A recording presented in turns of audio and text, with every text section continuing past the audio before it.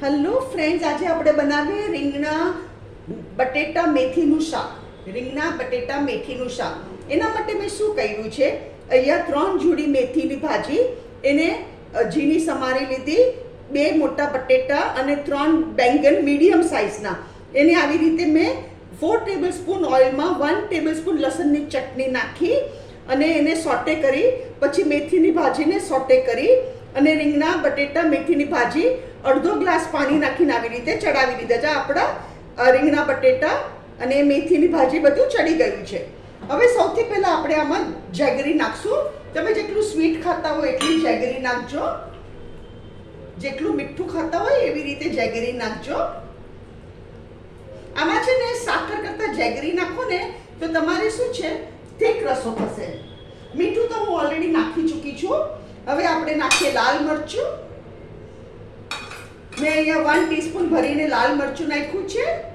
ધાણા જીરું પાવડર, આ નાની ચમચી મારી ધાણા જીરું પાવડર. હલ્દી પાવડર 1 સ્મોલ સ્પૂન મારી, આપણા મસાલાના ડબ્બામાં જે સ્મોલ સ્પૂન હોય ને એ જ. અને હવે આપણે એને બરાબર મિક્સ કરી દઈએ. આપણું શાક તો બધું ચડી ગયું છે અને બહુ વાર ન લાગે, ફક્ત 15 મિનિટમાં શાક ચડી જાય આપણું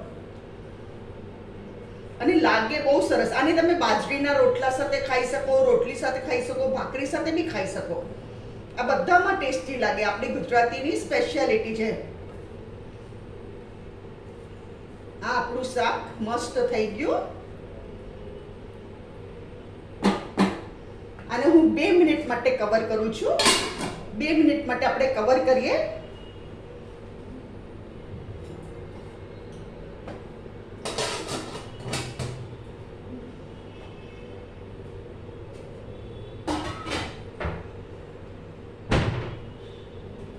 હવે હું આ સર્વ કરું છું.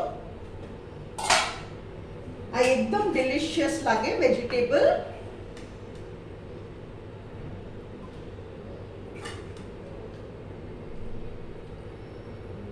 અને લચકો શાક થાય, એકદમ લચકો.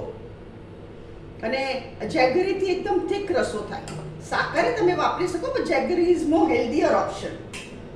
અહીંયા ગેસ બંધ કરું છું. ફ્રેન્ડ્સ, આ છે આજનું મેથી રીંગણા બટેટાનું શાક. આ તમે જરૂરથી બનાવો. કમેન્ટમાં જરૂરથી લખો તમને કેવું લાગ્યું. મારી ચેનલને જરૂરથી સબસ્ક્રાઈબ કરો. Thank you.